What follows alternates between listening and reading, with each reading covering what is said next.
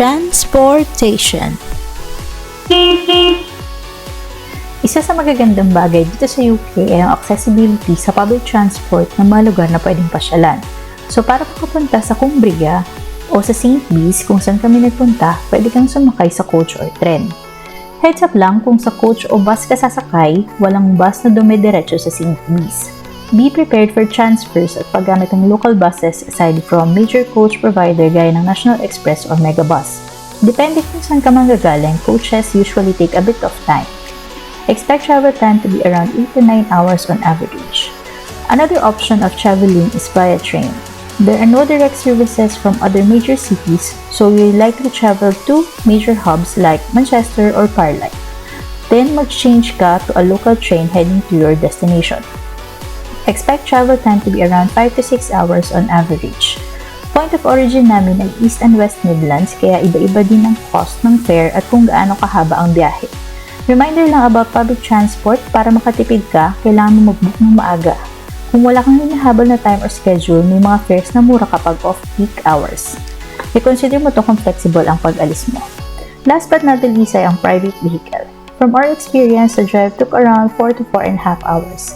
Depende sa gamit ng sasakyan, kailangan ng isang full tank o higit pa for a round trip, which is around 70 to 80 pounds.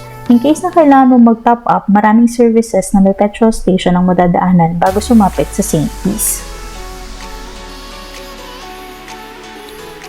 Accommodation. Hello! Let's talk about accommodation. Booking early is the key. Medyo gasgas yung phrase na yon, but it would really help you score a good deal if you are tight on budget. Check on apps like Booking.com, Airbnb, and others. Pwede din naman sa friend nating si Google. Juan Naggalas tip. Kung hindi mo pa alam, may mga offers minsan na available lang sa mobile app, kaya make sure na mag-check ka din doon. Expect properties to be pricey around areas na dinadayo ng mga turista. So, yung tinulayan namin ay ang Seacoast Park, which is a caravan park. May mga pitches din doon for RV or camper vans.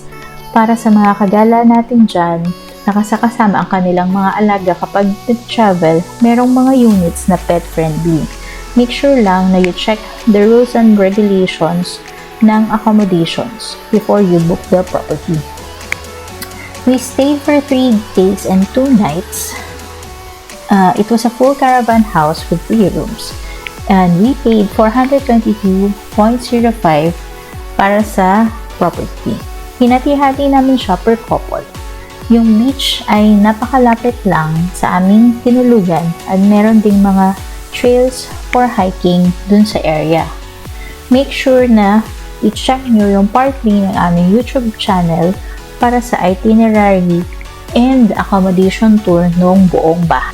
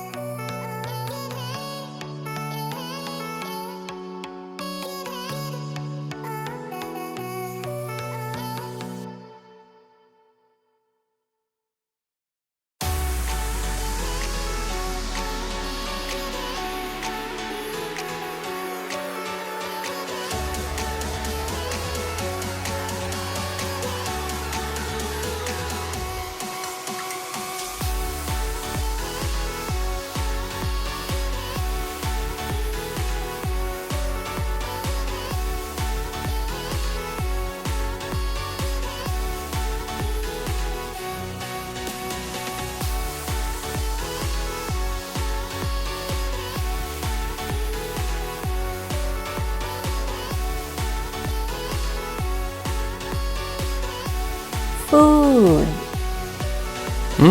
Yummy, yummy.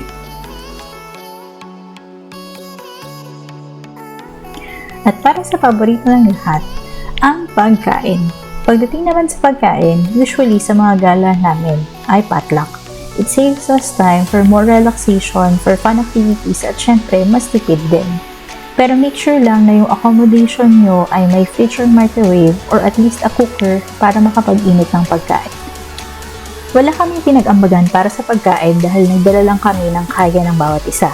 Aside from sangkatutak na snacks, ang menu namin for the trip ay rice, beef steak, at palabok na parang kay red beef, chicken wings, shrimp nuggets, pork steak, and ribs.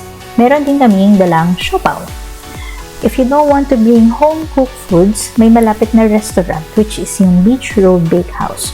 Open sila from 9 a.m. to 4 p.m. daily. Check nyo na lang yung menu nila dun sa kanilang site na nasa screen. Meron din namang mga services na around 12 to 15 minutes away from the beach.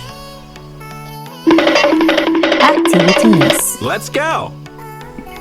Dahil ang gusto lang naman namin ay ang mag-unwind at mag-relax, hindi kami masyadong lumayo or nag-outdoor activities. You can see here kung gaano kalapit ang seaside sa tinuluyan namin. Pero madami ka pang pwedeng gawin dito sa St. Peace.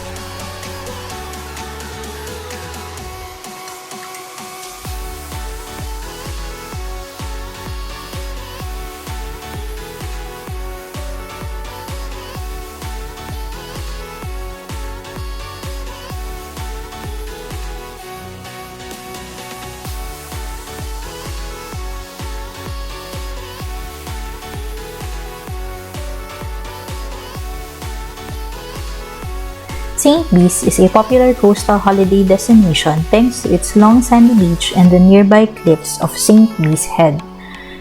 This is the only heritage coast between Scotland and Wales and home to a large RSPB seabird reserve. The beach has a promenade, toilets, play park, campsite, and hotel.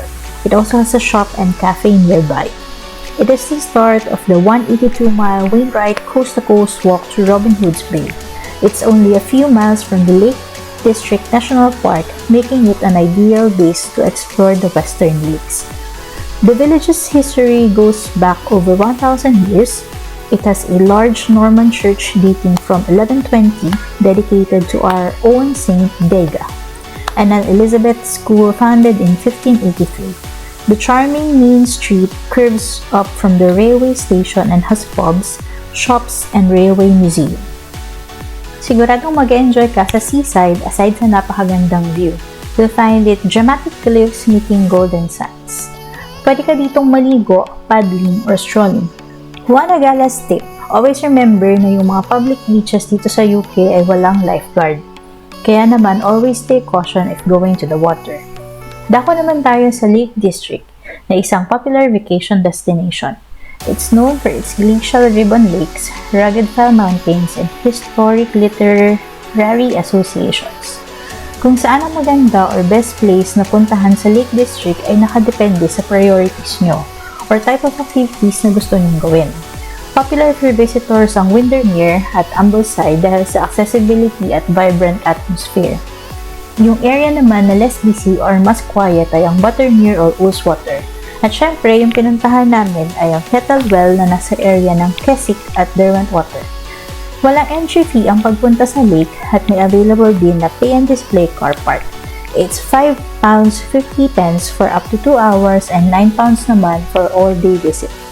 Kung member ka ng National Trust, libre ang parking after you scan your membership card.